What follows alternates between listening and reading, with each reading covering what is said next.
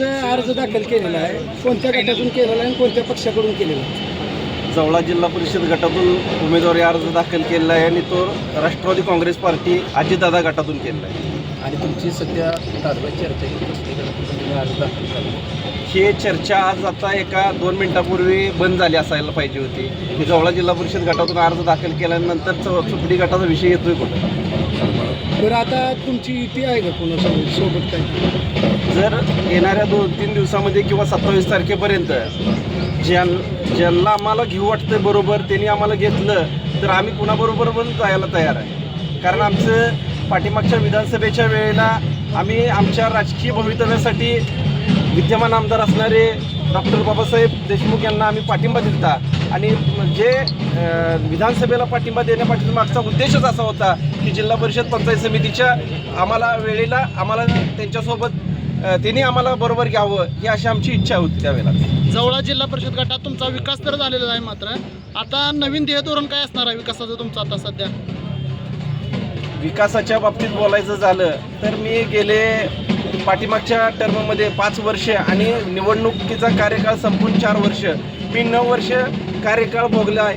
जिल्हा परिषदच्या माध्यमातून जिल्हा परिषदच्या निधीतून मी माझ्या एकतपूर जिल्हा परिषद गटाचा जो विकास झाला आहे तोच विकास येणाऱ्या काळामध्ये जवळा जिल्हा परिषद गटाचा करेन हाच विजन माझ्यासमोर डोळ्यापुढे ठेवून मी जिल्हा परिषदची उमेदवारी करतोय.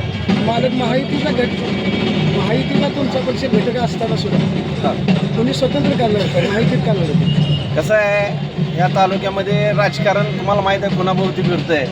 तर जरी महायुतीमध्ये किंवा सत्तेतला जरी अजितदादाचा पक्ष असेल तरी पण आम्ही बाबा ह्या सर्वसामान्य जनतेचं जे काय भलं करणं चाहतोय ते ह्या लोकांना पसंत नाही. किंवा माझ्यासारखा सर्वसामान्य माणूस आज राष्ट्रवादी तालुका अध्यक्ष झाला, या अध्यक्ष होऊन परत जिल्हा परिषद सदस्य होऊन पुढं काहीतरी राजकारणामध्ये आणखीन त्याचं नाव मोठं होईल या गोष्टीपोटी आम्हाला महायुतीतले काही घटक पक्ष आम्हाला सोबत घेत नाही. किती गटातून आम्ही आता जिल्हा परिषद 7 गटातून आणि पंचायत समिती 14 असे 21 जागा लढणार आहे. तालुक्यातल्या दोन्ही राष्ट्रवादी एकत्र असतात. हो, दोन्ही राष्ट्रवादी एकत्र असणार आहे. जवळा जिल्हा परिषद गटातील नागरिकांना काय आव्हान कराल आपण आता?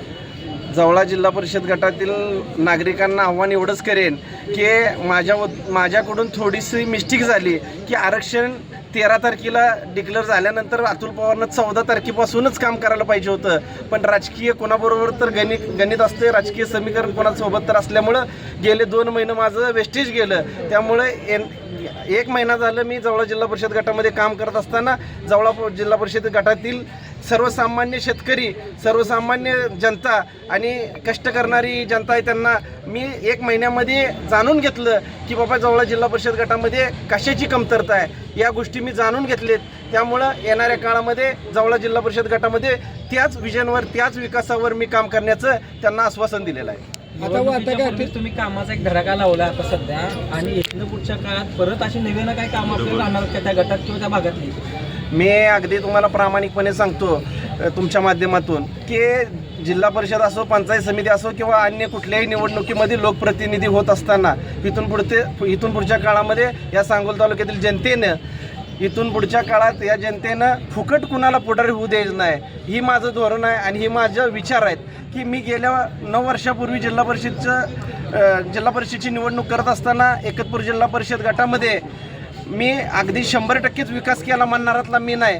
पण मी ज्या एकतपूर जिल्हा परिषद गटामध्ये काम करत असताना ज्या गटामध्ये 78 रोडला मुर्मीकरण केलं त्या 78 रोडमध्ये जवळजवळ 75 ते 80% रोडला मी डांबरीकरण करण्याचं काम केलं.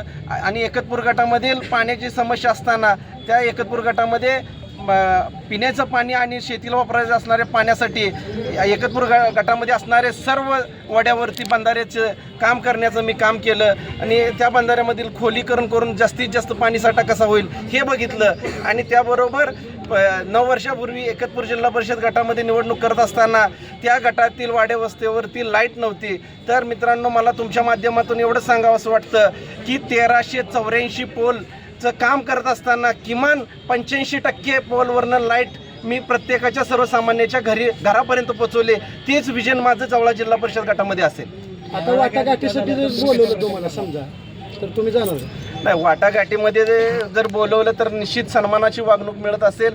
सन्मानानं आम्हाला आमच्या राजकीय भवितव्याचा विचार करून आम्हाला जर आम्हाला ज्या अपेक्षित तेवढ्या जागा मिळत असतील तर निश्चित पद्धतीनं आम्ही कुणाशीही तडजोड करायला तयार आहे. तुम्ही कोणासोबत इंटरेस्टेड आहात आता युती करण्यासाठी? नाही, कसं आहे, राजकारणामध्ये कोणच कोणाचं नसतंय, लक्षात ठेवा. ज्याचं त्याचं जुळेल त्याच्याबरोबर जात असतो माणूस.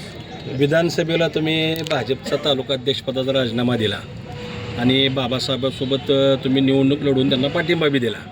आता तेच शेतकरी कामगार पक्ष जवळ्यातनं तुम्हाला पाठिंबा देणार का? निश्चित देणार. ओके. धन्यवाद.